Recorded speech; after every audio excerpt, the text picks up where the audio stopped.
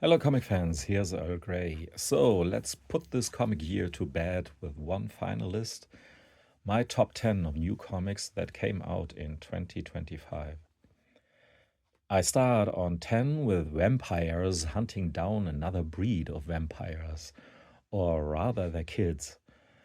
But them little vampires are some toughies and even tougher behind the wheel. That's the very basic summary for the first three issues of Cul de Sac, written by Mike Carey and very impressively drawn by Jonathan Waychek. Watch out for incredible monsters and for high-speed sketch action. This series by Bad Idea is full of energy and high-octane speed draughtsmanship. On rank 9, it's Starhenge, written and drawn by Master Liam Sharp. This is the German version by Skinless Crow. The original English version was put out by Image. Starhenge is a very idiosyncratic interpretation of ancient British history and the legend of King Arthur in particular. What if Merlin would be some guy who was sent out of the future to save magic and to fight monstrous robots with human skin? The story uses the main and secondary characters of the Arthurian legend as well as elements of the traditional legend and remixes them in a very unique way with science fiction and fantasy elements. The art by Liam Sharp is spectacular. I usually don't like art that is so much drenched in computer effects. And Liam Sharp obviously knows almost no limits in that regard. But there's enough very good old craftsmanship beneath. I can't help but be seriously impressed. Next up, on 8, is Devil's Grin, a comic series about the excitement and misery of modern relationships somewhere between desire, drive, love, and abuse. Fascinatingly rough, dynamic, and inventive, told and drawn by Alex Graham. These are the singles self-published by the cartoonist. I really liked the oversized format of the first 6 issues and was a bit disappointed by the much smaller format of the recent issue number 7. I guess this is more or less the format of the hardback collection of issues 1 up to 6 from Fantagraphics. On rank 7, I have Thorgal, which was continued last year with 2 different albums. First up, there's album 43 of the main series, Thorgal, called Özur the Varangian, written by Jan and wonderfully drawn by Fred Vigneault. It's another example how the series blends history and fiction. The Varangians were Vikings who served the Byzantine Empire, or is it Byzantine Empire? However, they served them as elite mercenaries. A particularly evil representative from Thorgal's village returns and causes unrest, to put it mildly. The second and thicker book is the fourth one out of the Thorgal saga line and it's called Shaigan. This series complements the main series and is primarily intended for those who have read all the Thorgal albums before and, like me, can't get enough.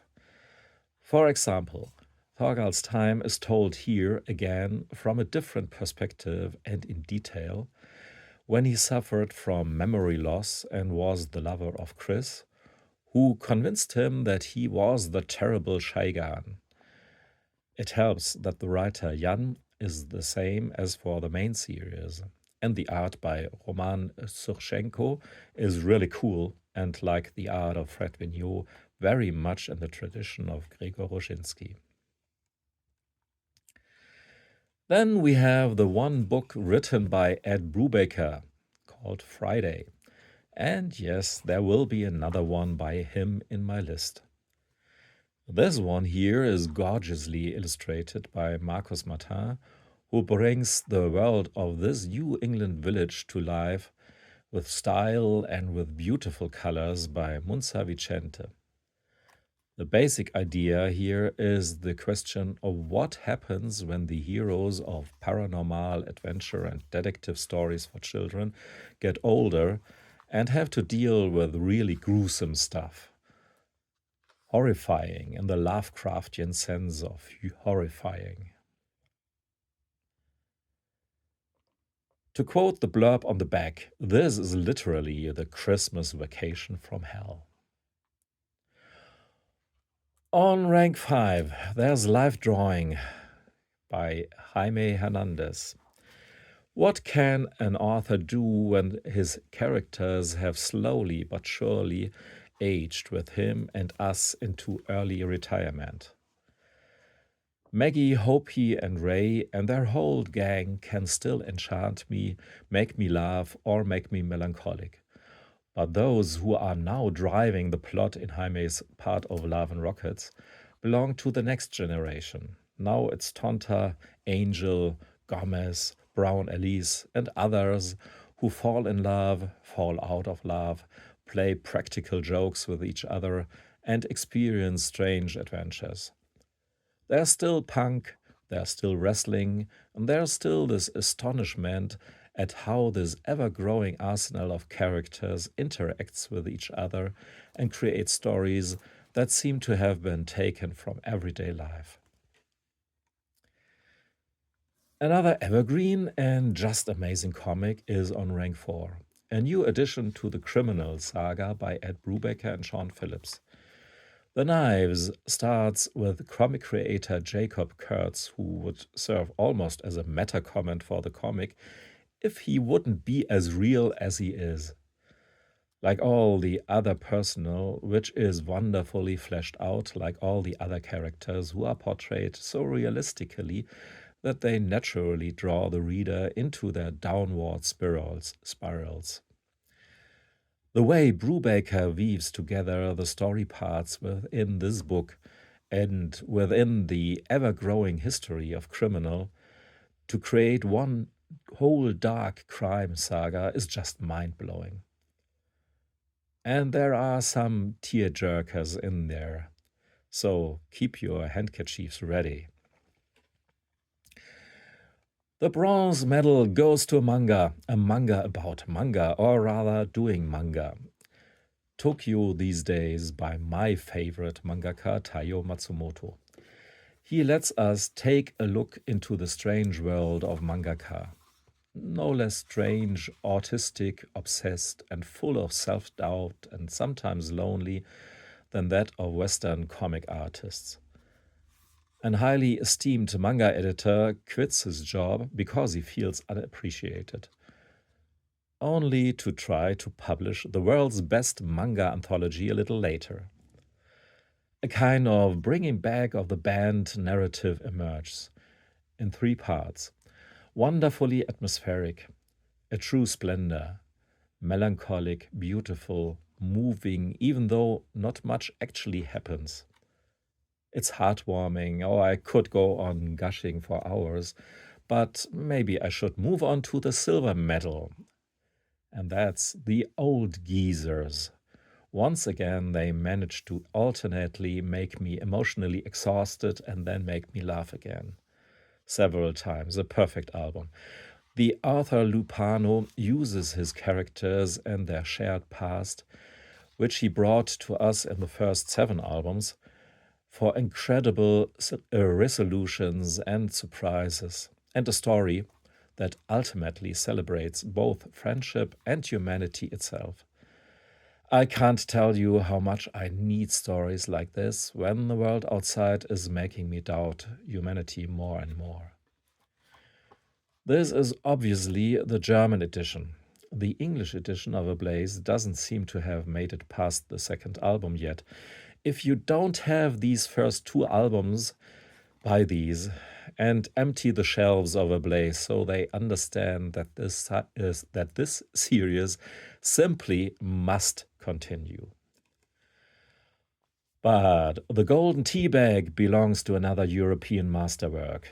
Luce has done it again. Last year he blew my mind with Vernon Subutex. This year it's a totally different comic in style and content, but it's again a masterwork. This is the German title Zwei weibliche Halbakte, two female semi-nudes, a quite cumbersome title. The original French title would actually translate to the snappier title Two Nude Girls, relating to a painting that the German painter Otto Müller did in 1919, a short time after World War I. The absurd and essentially hopeless undertaking that we can witness here is how Luce tells the story of this painting, from its beginnings to the present day. And he does this from the perspective of the picture itself. Starting from the very first brush strokes, how it ended up in the collection of a Jewish art collector who had to sell it for an apple and an egg, how it hung in the shameful exhibition Degenerate Art of the Nazis, and so on. If you thought that you couldn't tell a new story about these topics, a story that could move you deeply, then this ludicrously incredible work by Luce should be handed to you.